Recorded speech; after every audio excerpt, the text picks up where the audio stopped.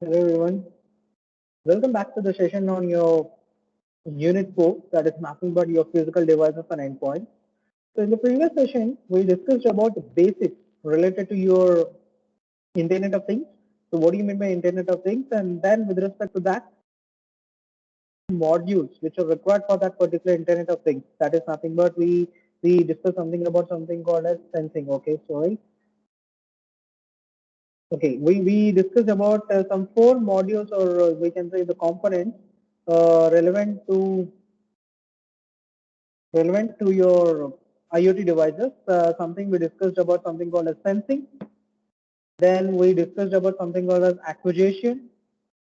Followed with that, we discussed about something called as communication.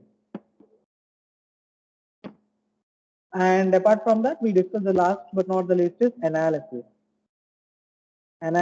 and processing. So if we look at here, the first thing what we discussed here is sensing. What do you mean by sensing is nothing but the different devices. So here the sensors can be deployed either to an onboard onto the Raspberry Pi or it may be attached to the Raspberry Pi, and based on that the operations will be performed. And sensing is nothing but we are going to use some different type of sensors here. So with respect to your temperature, humidity and all, and we'll try to gather the data. And whatever the data we have gathered based on the performance with analysis and all, the actuators will perform operation. The actuators are used for performing action. Okay, so whatever the action will be taken by that particular board based upon the algorithm, whatever we are writing for which particular application, these actuators will be performing the operations on that particular devices. And then if you talk about the third one is communication. So whatever the data that is gathered by these particular sensors with respect to your temperature, humidity, light intensity and others, that information will be transmitted, okay, either to nearby devices it might be transmitted or it may be transmitted to the cloud storage or servers.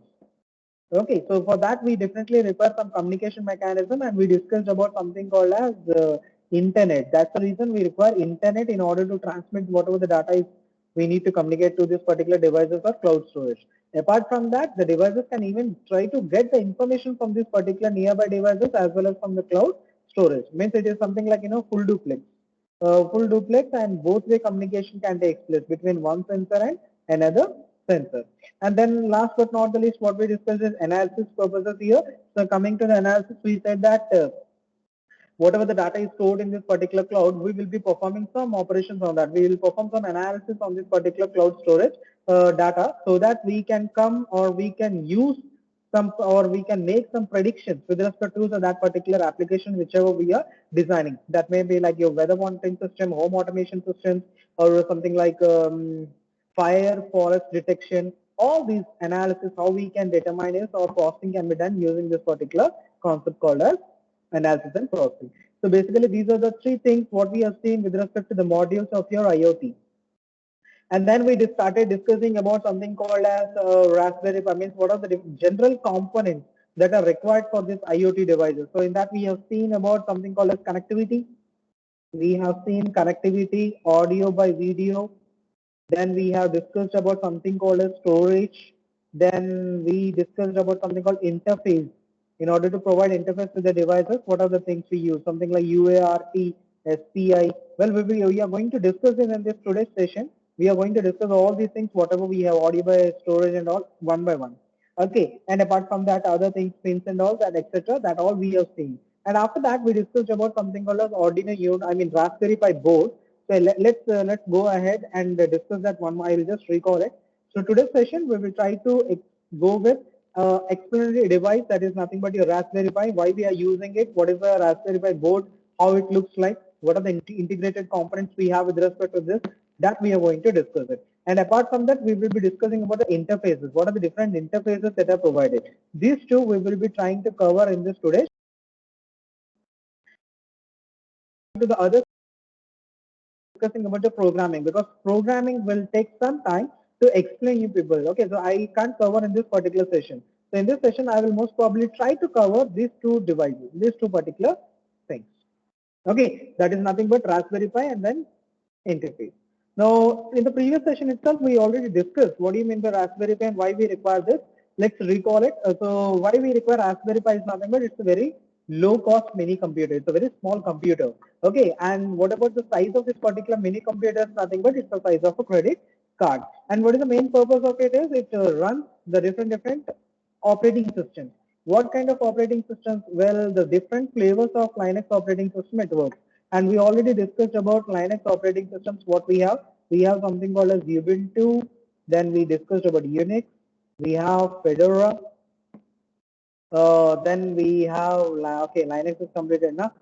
Then we have also Fedora. Fedora is another one, etc. So they like this, we have different flavors of this particular Linux version, and all those are supported by this particular device.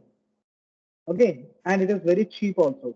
And what is the main purpose is it can even perform the same way how your normal desktop works, like your personal computer or the laptops, how they work, the same way this particular device can also work. But only thing it is small in size, only difference is that. Okay, and moreover it provides interface between the sensors and actuators as we already explained earlier.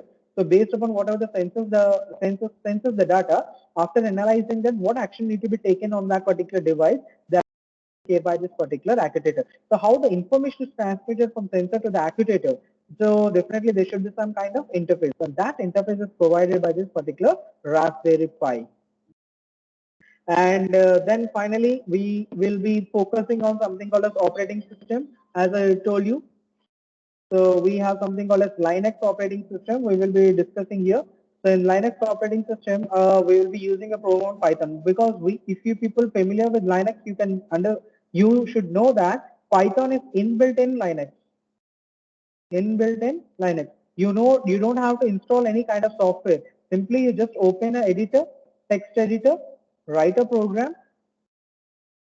So simply open a text editor, write a program, and after writing the program, simply store it with .py extension and start executing and using your command prompt. It's very easy. You don't have to install it. That's the reason we are actually focusing on this particular Python project.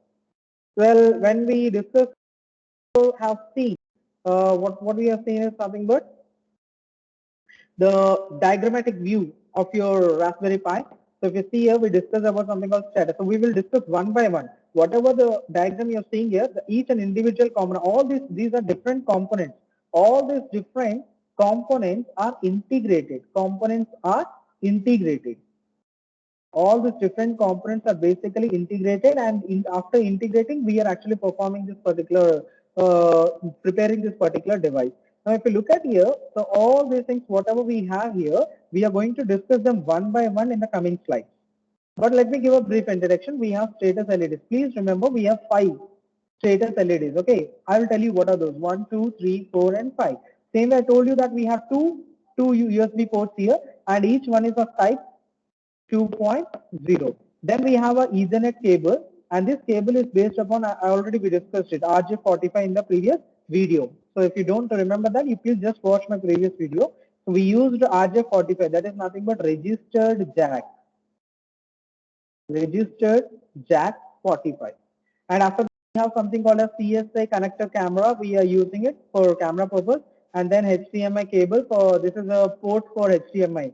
So I think you people know about HDMI. So high definition multimedia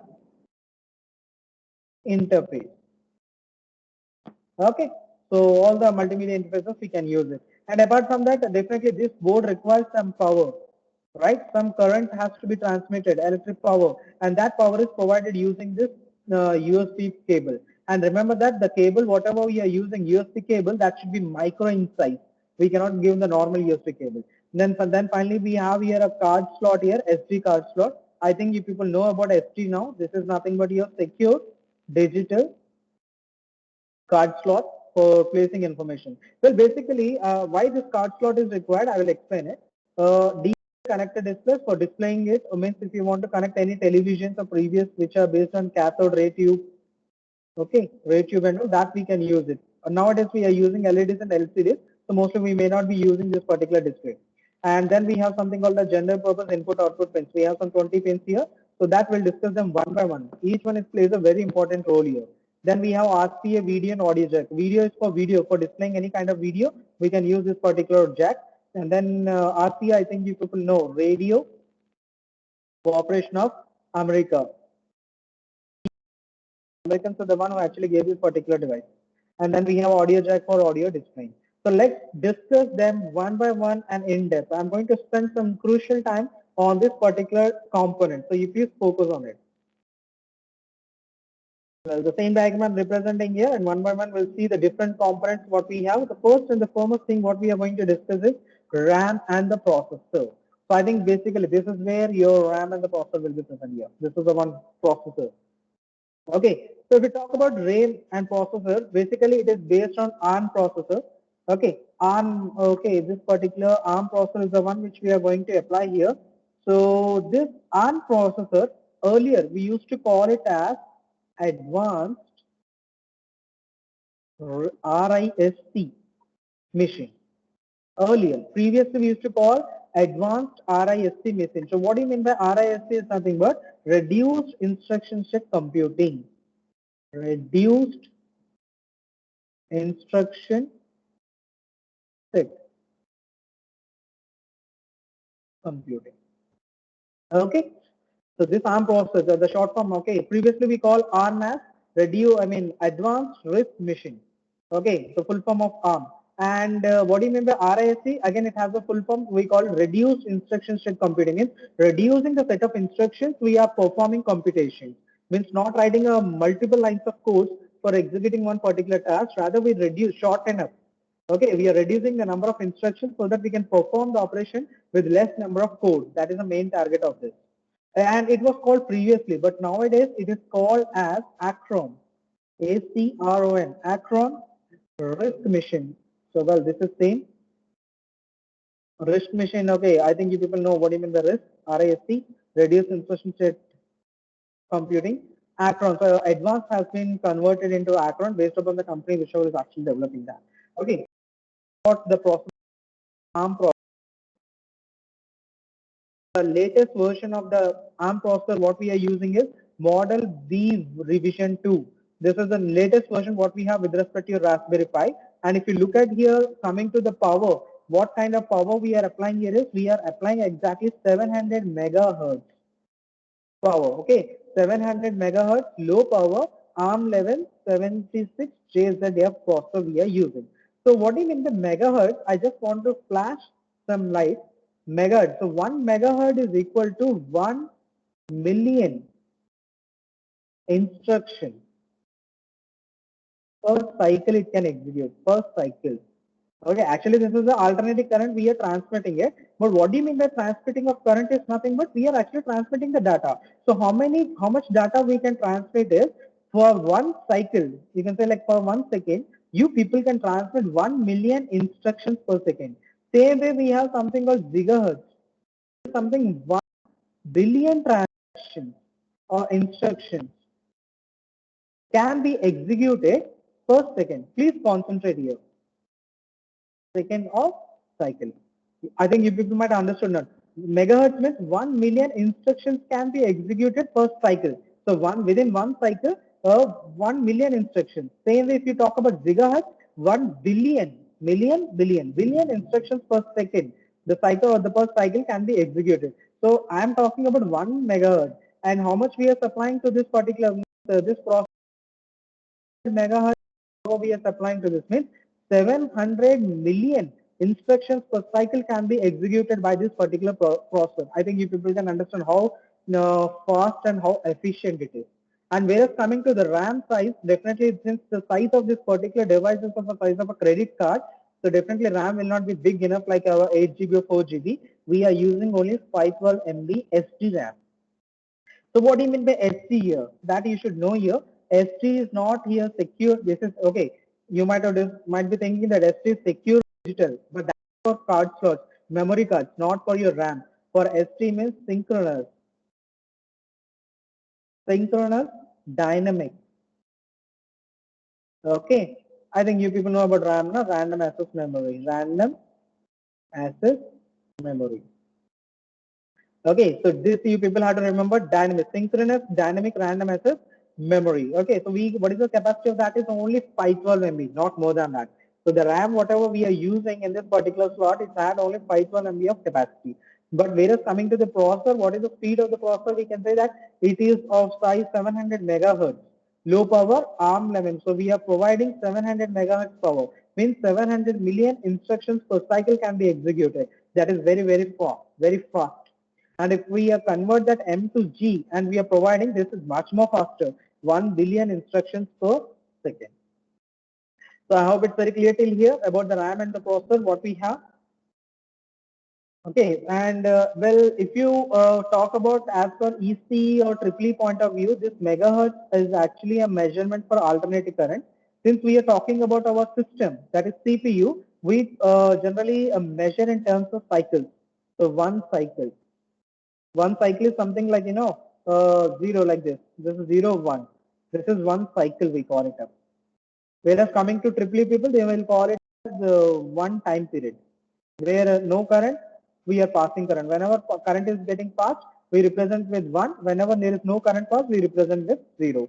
Basically, whenever we calculate with respect to CPU, we call it as a cycle. So I hope it's very clear till here. Let me erase this because we have a lot more to explain here in this particular slide. Next, we have something called USB port. Since we discussed here, where are the USB ports we have here? Okay, this is the one we are going to talk about.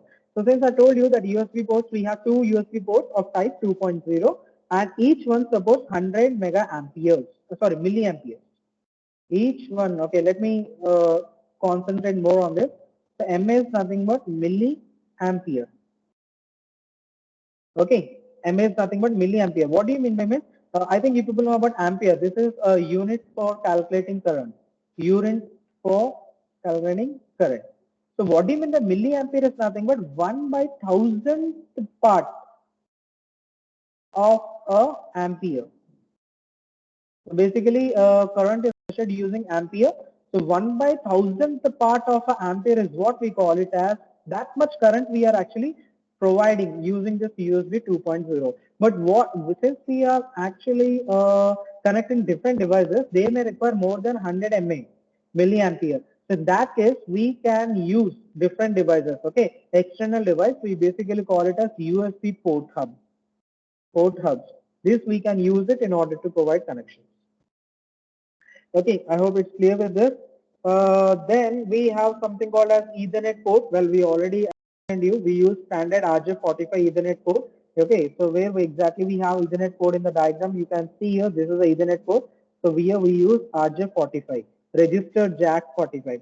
Okay, and here we can either connect Ethernet. We can use Ethernet cable. Since in computer networks, we are familiar with Ethernet cables.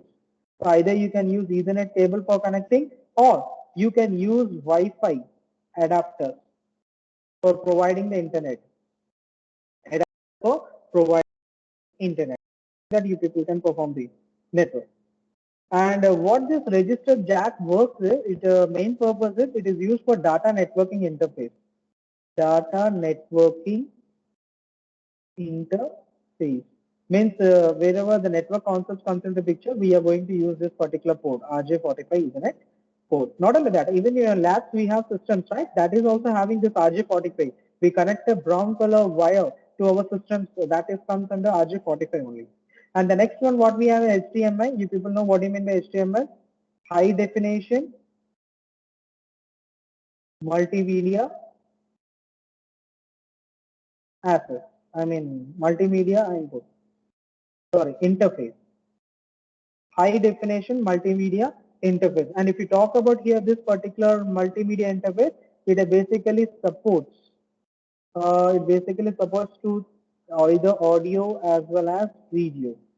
It supports audio and video. Where exactly it is? I think you people can see here. HDMI. So it supports audio and video related files, whatever we have, and based on that we can provide the information. And it can be connected, okay, it can be this, whatever this Raspberry Pi board can be connected to directly using a cable. Okay, and after that we have something called as composite video output. Okay, fine. Forget about this particular diagram for night being. So this is related to your pins. We are explaining it. Basically, you keep it aside. We'll discuss that. First, the next one, what we have is composite video output. So where we do have this composite video output, if you look here, this is a way. Video output is something we discussed in RCA video. So this is what we are discussing in this composite video output. So what is it comes with the RCA jack, as I told you. We have seen in the diagram RCA jack. So that is nothing but Radio Corporation of America. He is the one who is actually gave this particular jack, and it supports both PAL and NTSC. What do you mean by PAL? I think anyone know about it? No? Fine. So this is what we call a phase alternating line. Phase alternating line. What about NTSC is nothing but it is a National Television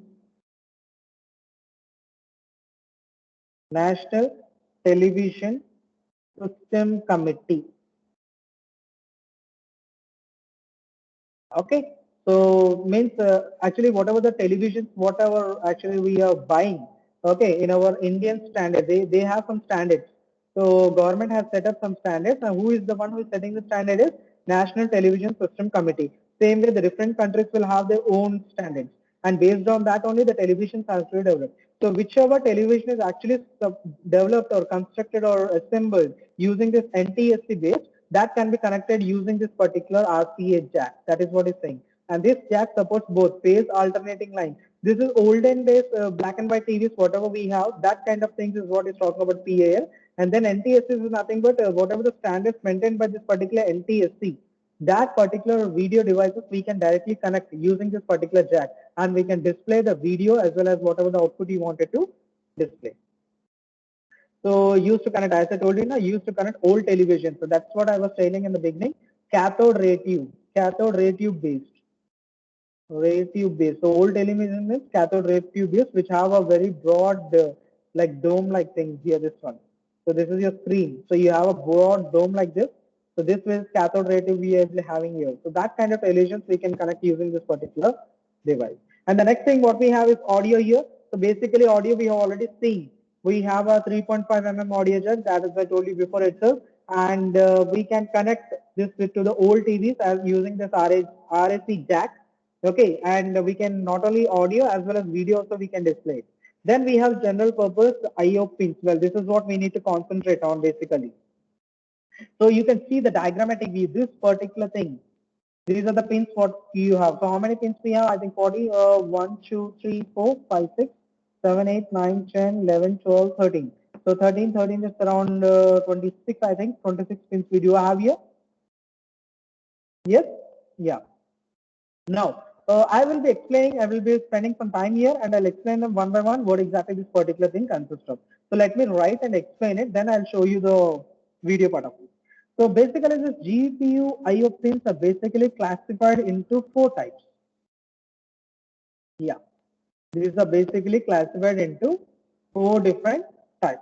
So if we talk about the first one, we have true GPIO pins. And the next one, what we have is something we call it as I2C pins. Then we have something called SPI. I think you people might be familiar with this I2C SPI. We already seen in the previous session video. You people can just go through it. SPI interface pins. Then finally we have serial RX by TX. Serial RX by TX pins. Please concentrate here. We'll be discussing them. Well, I don't have any video related to it. This is the only slide I am having. So please concentrate what we have here. So to coming to the true GPIO pins, actually we have here PWM pins. PWM pins. So what do you mean by PWM is nothing but pulse width modulation. We call it as pulse width modulation pin. And within this, it is available for software as well as hardware based. So coming to the hardware, software we are not going to discuss here, hardware, because this is a hardware device. So hardware, this PWM, pulse width modulation pins, which pin supports this is nothing but GPIO 12, 13, 18 and 19. These pins are supporting it. So if you see here, we have where exactly you might be seeing, you will have 18, 19 and what is that, 12 and 13. So if you see here, yeah, there here it is 10, 9. So what we know is 12 and 13 we require here So okay, so here we have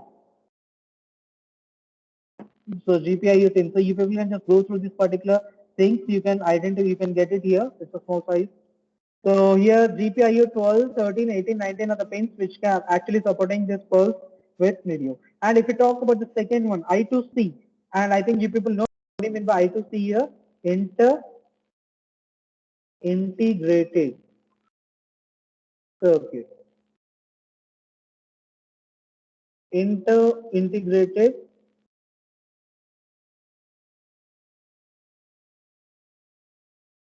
circuit. So within this, some systems are supported here. So if you ask me what, so coming to this, he is talking about inter-integrated circuit, right? So here it supports data pin for transmission of data. So which pin supports this is nothing but GPIO2. Can you find it anywhere here? GPIO2. So this is 3 here. Same way you will be having GPIO2 here somewhere. Yeah, this one you can see here GPIO2.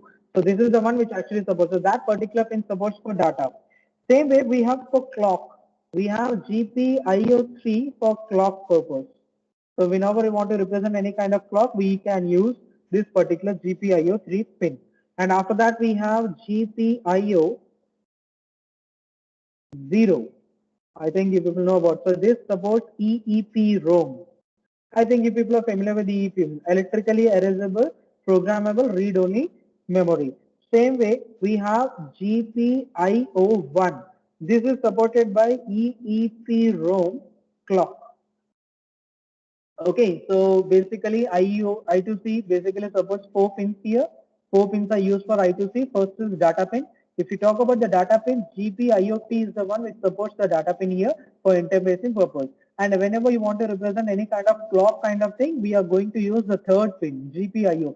GPIO is common here, general purpose input output. Whereas coming to 3 is the pin number. Then we have a 0 number pin and 1 number pin. 0 pin supports double EEPROM. So that is nothing but electrically erasable, programmable, read-only memory. Then we have GPIO 1 pin, which is nothing but is supported for clock purpose. Then we have SPI. I think you people know about SPS, Serial Programmable Interface. Now this also has certain, well, this is the one which have more number of pins supported here. So we are going to use something called as MOSI. Okay, don't get confused. Okay, shock related. What do you mean by this piece and all? I'll explain in the coming slides. MISO we have, MOSC we have, then we have CE0. Okay, CE0, CE1, and then SCLK. Don't get confused here. Let me write it up first. So it supports GPIO 09 pin, 10, 08, 7, 11. So GPIO 09 pin is supported by MISO pin. Okay, what do you mean by MISO is nothing but we will be explaining them elaborately in the coming slides. But here for timing, you remember that MISO is nothing but master in, slave out. Okay, we actually have a master slave relation kind of thing here. So master in, slave out. So master in is nothing but the one some pins might be acting as a master, some pins might be acting as slave, depending upon the application what we are working on. So we call it as master in, slave out. Based on that, you might have understood what do you mean by MOSI here. Master out, slave in. What about CE0 is nothing but chip enable 0. Same way chip enable 1 we have. And SCL is nothing but CL is nothing but your clock. S is nothing but serial clock. So which pin is supporting serial clock is 11. Why I'm focusing this on? May I ask you in bits. So that's the reason we are focusing and going elaborately. So serial clock is supported by pin number 11. CE1 chip enable 1 is supported by 07. Chip enable 0 is supported by 08. Then we have MISO and MOSI which is supported by 9 and 10. Now this is with respect to SPI 0, serial programmable interface 0. Same way we have serial programmable interface 1. For that also we have other pins. We have something called as 19, 20, 18, 17. This is again same like MISO, MOSI, Then we have CE0, CE1, and then we have SCL key, that is 21. You can see the serial clock for SPI 0 is 11, whereas coming to SPI 1, the serial clock is 21. And whereas coming to the MISO, the pin supported for SPI 0 is 09, whereas coming to SPI 1, we are using 19th pin. So don't get confused. There are two different what we have, and that is what been explained in this particular thing. Then we have serial, TX, and RX. I think you people might have understood serial receiving and transmission. So if you talk about receiving, you want to receive the data, then we use GPIO 14th pin, and if you want to transmit the data, we will be using GPIO 15th pin. Okay, so these are the pins what we are actually using in order to transmit the data, receiving the data, and each pin might be used for multiple purposes, and these are used. So you people have to remember all these things. These 26 pins, whatever we are discussing, is very important. If you know that, then only you can connect or you can create a circuit, and then using that circuit, you may try to gather the information. Okay, so whenever you want to transmit the data, you will be transmitting using TX pin, and which pin is supporting that? 15. Then whenever you want to receive the data, and this is the pin which is supporting 14. So pulse width modulation is nothing but modulation purpose. Whenever you're transmitting any signals, you may want to modulate that particular signal so that we can remove the noise and all. For that we use this GPIO 12, 13, 18 and 19. Well, okay, let me erase it so that I can show you graphically now.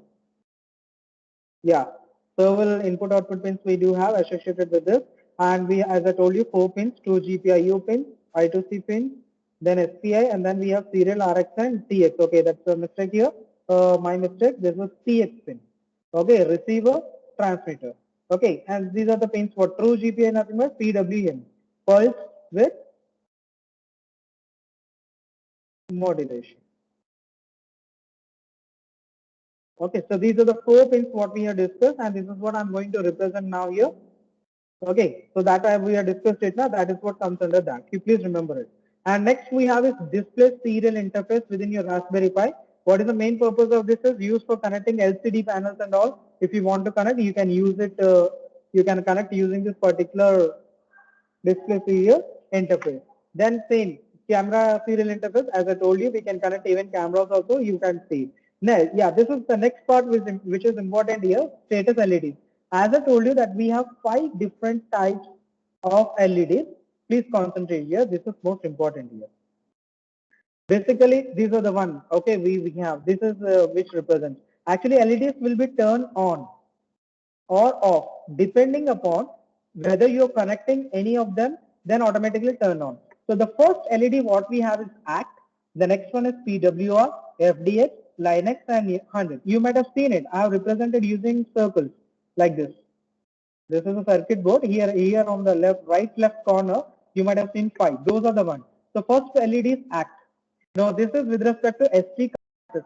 So whenever you want to read any information from the card, SD card you have inserted and you're trying to read the data, this particular LED will be turned on. This will be turned on here.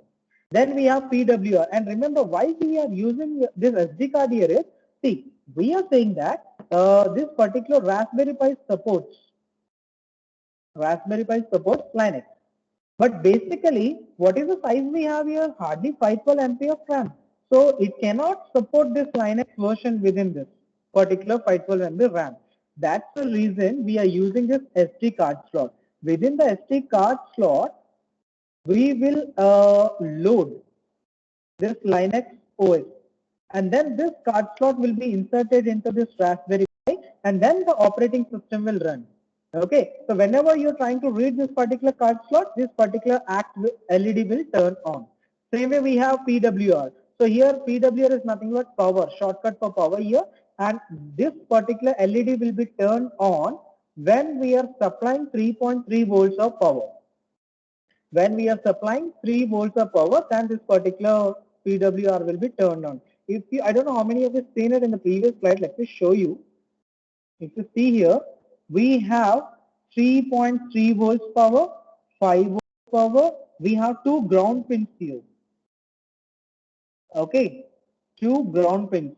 So here we can supply 5 volts of power as well as 3 volts of power, 3.3 volts of power depending upon the requirement. And that is what is saying in this particular scenario, that particular pin he is talking about here, PWR. So whenever you are supplying only 3.3 volts of power, then that particular LED will be turned on. Then we have FDX. So as I told you, full duplex, LAN connected. Full duplex, I think you people know now. We have half duplex, full duplex. So what do you mean by full and half means? Suppose we have a client here, we have server. So full half duplex means when this client is sending the data, the server cannot send the data. Once he completes sending, then the server can send the data. And when he is sending the data, the client cannot send the data. That is half duplex, one-way communication. This is something like one-way communication.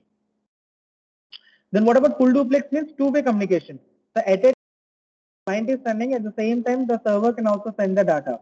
With both conversations like telephonic call, nowadays you people, someone might be talking, immediately you may be interrupting that person. That is possible only with the help of full duplex.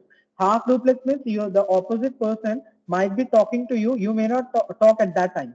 Once you complete the conversation, then you can talk. That comes under half duplex. So whenever you're connecting a LAN cable which is full duplex, then this particular LED will be turned on. Same way, LNX is nothing but Linux with network activity. So any network activity takes place, like data transmission using TX or data receiving using RX pin. Then this particular LNK will be turned on. And then finally we have 100 here. 100 is nothing but whenever you're connecting a LAN, okay, you're connecting a LAN here, which is of 100 megabits. Okay, mbits is nothing but megabytes.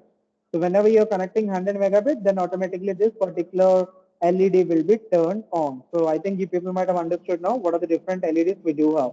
Total 5 LEDs we are having, and all these plays a very crucial play. And coming to the card slots, already we discussed why we require card slots. Just now I explained it. Linux. So we will be loading the Linux image here.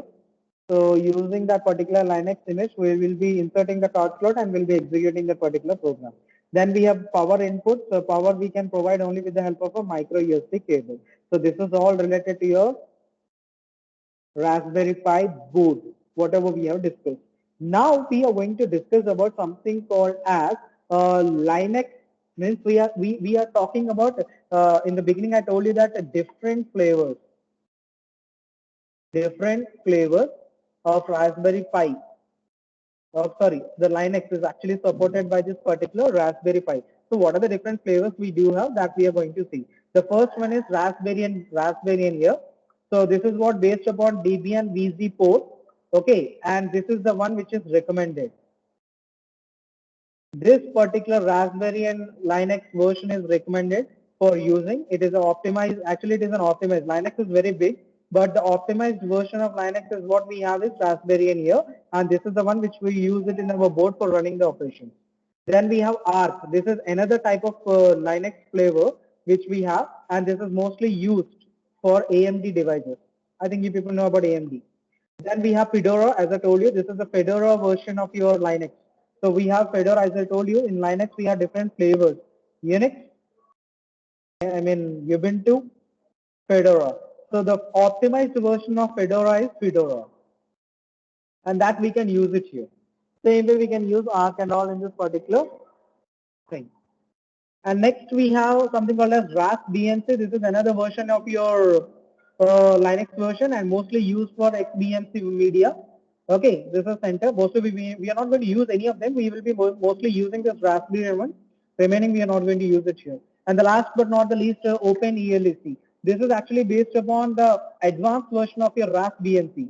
Okay, and it is used for media purpose, media center distribution purpose. We are using this particular, and it is much more faster when compared to your Raspbnc model.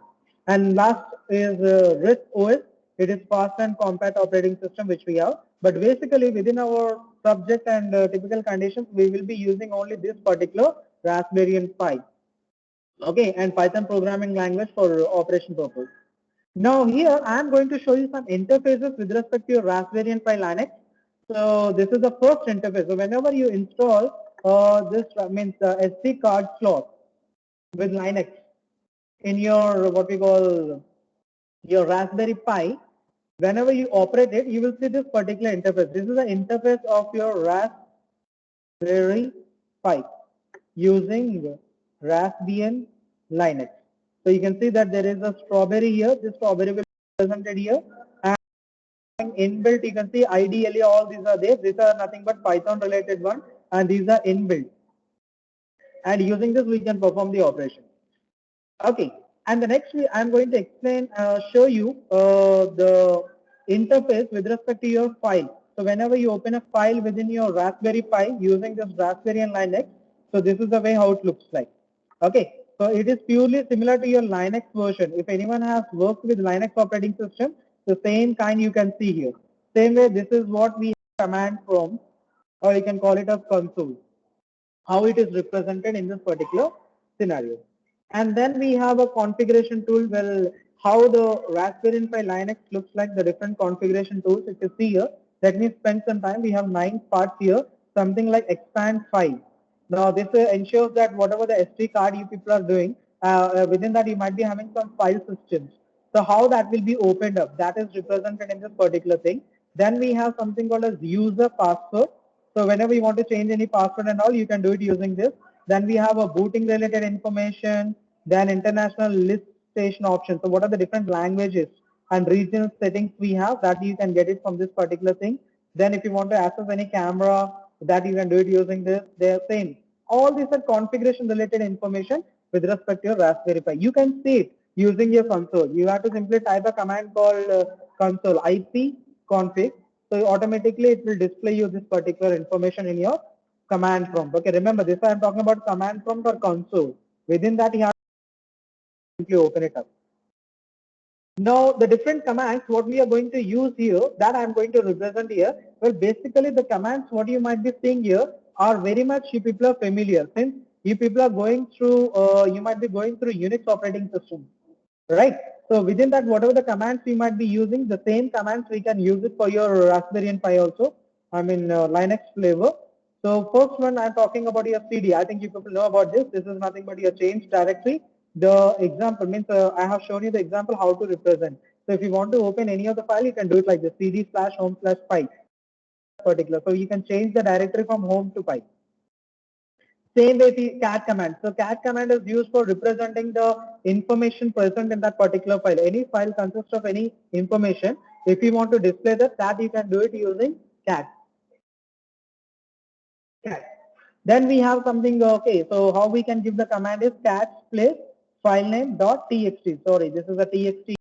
Same we can give any file name. Automatically it will open it. Something like cat space file dot c. So it will open a C file and it will display the program whatever you might be written. Then we have ls command. It is used for listing files. Okay, it is already written here, listing files and folders. So this is the example how to list. So simply in Linux you can call ls.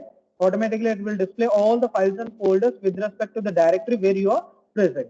Same way we have locate. If you want to search a file, simply you can call locate file.txt. It will show you the location where exactly, maybe in a C drive, in that C, some folder name and that particular location where you are storing, that information will be provided in this particular point. And next we have something called ls USB. This is nothing for the USB devices. In order to list what are the different USB devices we have. Basically, we have two types, two devices, two USB devices we have of type 2.0. So that will be listed using this. Then we have PWH. This is nothing for the present working directory, means in which directory you people are right now located. That information is presented using this PWH.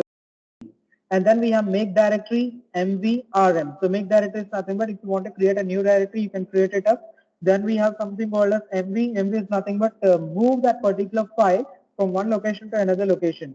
So move whatever the source file we have, that you can give, then destination file it will be done. Then we have rm. Rm is nothing but remove. If you want to remove any of file, you can do it. Apart from that, we have other commands also. You people might have known this. Something like reboot, shutdown, grep, df, ip configure, netset, r and wget. So if you talk about reboot, if you want to reboot that particular device which you're working on, that is Raspberry Pi, you can do it using this sudo reboot.